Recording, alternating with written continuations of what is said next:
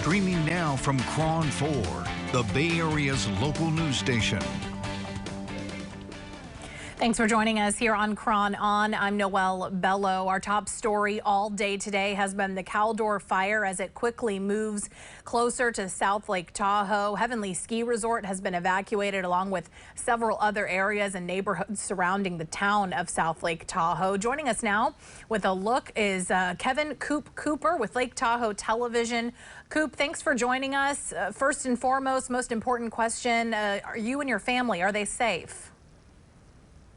Yes, we are safe at this time, Noelle. Thank you very much for asking that. We are inside of the evacuation zone just at the base of Highway 50 in Angora. At this time, good news for us here is it has not pulled itself up and over the fire line or over the summit at this time, which is Angora Ridge. So right now we are safe. And I'm noticing the wind starting to pick up. This morning, the winds were 0 out of the north, 2 to 3. Now they've switched a little bit, which is blowing it away from us right at the base of Angora.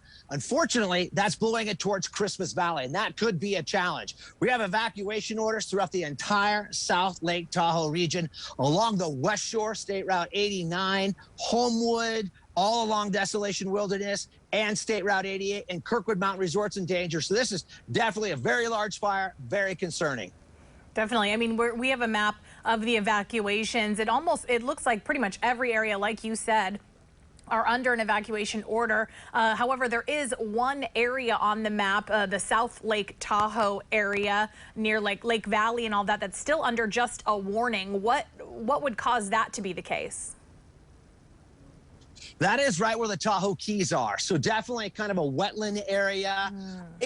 And, you know, what I think that the local EMS system's doing and the incident management team is doing is they're trying to move the bulk of the people early. They don't want a Paradise situation again, and that's the hindsight learnings after the Paradise fire. So what they're doing is moving the bulk of the population out off of Highway 50, which from what I understand at this time is bumper to bumper. Your only exit right now is down Highway 50, Spooner into Carson. So that is the big challenge. Now, in the Tahoe Keys area, I would assume that that will also be under a mandatory evacuation here within the next probably 45, maybe 50 minutes. But that's not my call. That's all from the incident management team, and they're doing a great job at this time. We were just showing some video of that bumper-to-bumper traffic on Highway 50 headed east, right? So all these people are basically headed towards Nevada.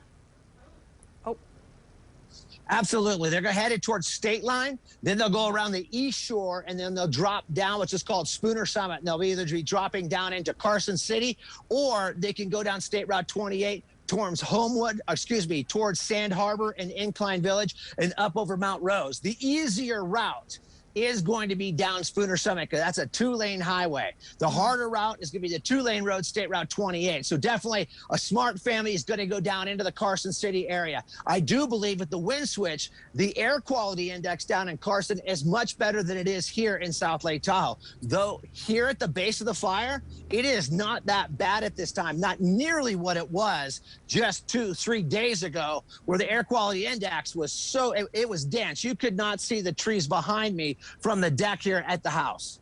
Interesting that even as it's closer, you're saying the air quality has improved a bit, but I guess that is because of the winds?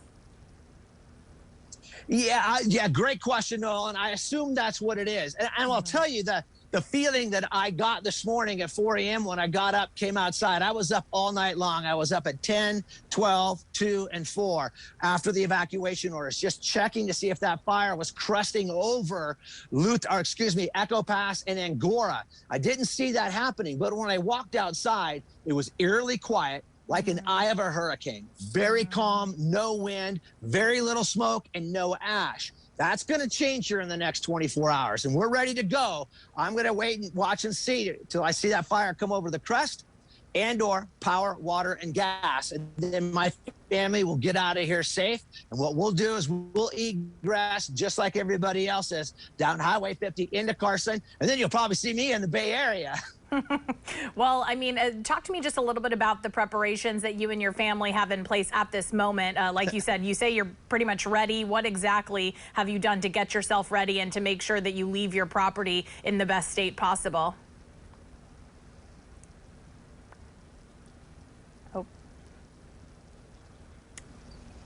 Well, my wife and I, great question, Noel. My wife and I have worked as a team. And what we did is my wife put together, again, it's not the first rodeo. We went through the Angora fire. This time we've had much more time to prepare and pack and get ready. So we have all the documents that you need to get, your passport, your driver's license, and all that very important gear that you need if you have to reset your life after a burnover. Now we have go bags. We're ready to go with those. And with the extra time, what we've put together is a few more pieces and parts to everything that we have here at the house. It's already loaded up in the truck and ready to go. Now, it is important that people put all their things together. The other part was we took pictures of the house and everything around the house. The prep we did for fire, everything that you need once it's burned over. It's just say the house is gone tomorrow or maybe Wednesday afternoon. And the insurance company, you have to make a claim. You need to have that visual evidence of what it looked like before you left. That was a big challenge for a lot of people after the Angora fire. They had done improvements on their decks or windows or on their interior, or bought new televisions or whatnots. And the insurance companies will challenge that unless you have the visual evidence. So use your cell phone, take those pictures so you have those once you get out. You know, we talk so much about what you need in your go bag, but that is a really good point. I think a lot of people probably forget or don't even know to do that for, you know, what could potentially happen. So thank you for you know, detailing that for folks at home who might be listening right now and need a little bit more information on what they should be doing. I also saw, I think that was video from you, just kind of dousing the trees around your home as well. Yeah, we've been watering the trees and making sure the pine needles are up and around.